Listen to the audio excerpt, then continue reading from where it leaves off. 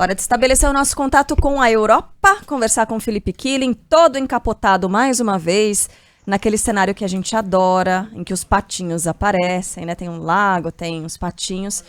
E o Killing vai falar novamente sobre a trégua na guerra entre Israel e o Hamas. Ainda há essa suspensão dos bombardeios, né, Killing? A gente está entrando no último dia, depois da extensão entre as partes, mas a gente ainda respira esse alívio dos bombardeios suspensos. Será que a gente pode ter um prazo estendido mais uma vez, Killing? Bom dia. Bom dia, Carla, Sheila, bom dia a todos que nos acompanham. Faz frio hoje mesmo por aqui, 1 grau. E olha, a expectativa é que esse acordo possa ser estendido. O Catar, que tem sido um importante interlocutor com a ajuda dos Estados Unidos e também do Egito, está mediando as negociações. E os dois lados já demonstraram interesse em prorrogar esse acordo.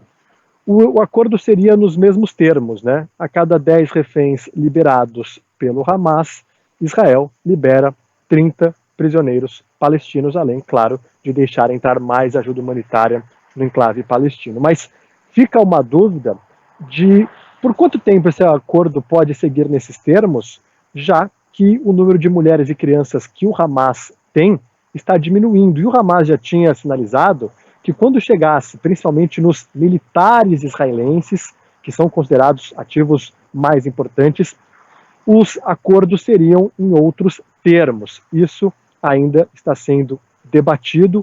Outro ponto, nem todos os reféns estão com o Hamas. A Jihad Islâmica tem entre 30 a 40 reféns e há outros grupos que atuam na faixa de Gaza que provavelmente também estão com reféns. Existe uma comoção muito grande sobre a bebê Shish, que tem apenas 10 meses de vida. Foi sequestrada quando tinha apenas 9.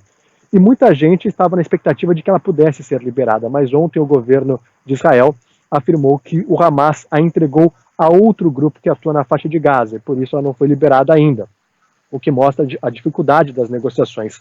Porque o Hamas, apesar de todas as críticas, pelo menos tem um braço político que tem sede em Doha, no Catar. Então há uma interlocução entre países, entre lideranças. Já a Jihad Islâmica é um grupo que não tem uma representatividade política reconhecida por alguns países e isso, claro, dificulta bastante as negociações. Mas de sexta-feira até hoje, 81 reféns foram liberados, a maioria israelenses, mas há também filipinos, há tailandeses e até um cidadão russo. E 180 prisioneiros palestinos também foram liberados. E claro que uma outra negociação que acontece em paralelo é o que será da faixa de Gaza depois desse conflito acabar, dessa guerra acabar. Benjamin Netanyahu já disse, assim que o acordo terminar, a gente vai voltar com os bombardeios.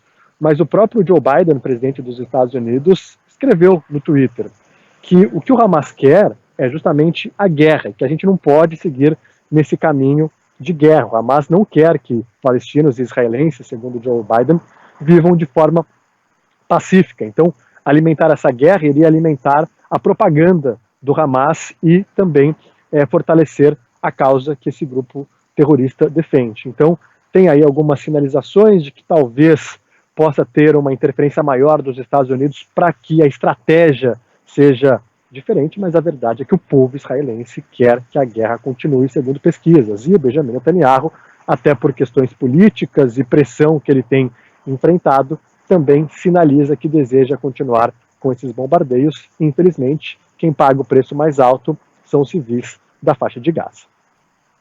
Pois é, guerra nesse momento é algo tão anacrônico, né? Porque a gente está vivendo, por exemplo, o início da COP28, que é a Conferência das Nações Unidas para falar sobre mudanças climáticas e a tentativa da humanidade de frear aquelas transformações que pode acabar com vidas. E com guerras ao mesmo tempo, a guerra é o quê? Né? É uma tentativa de disputa, às vezes territorial, nesse caso por poder também, mas que acaba com vidas. E né, no ano passado, em fevereiro, a gente teve o início dessa guerra depois da invasão da Rússia ao território ucraniano, agora guerra no Oriente Médio também. São coisas anacrônicas, né? Sempre eu falo, nossa, 2023 e a gente está falando sobre isso, mas é porque a humanidade toda se unindo para tentar preservar a vida e você tem essas mortes acontecendo. Então é até difícil de o cérebro ligar uma coisa à outra.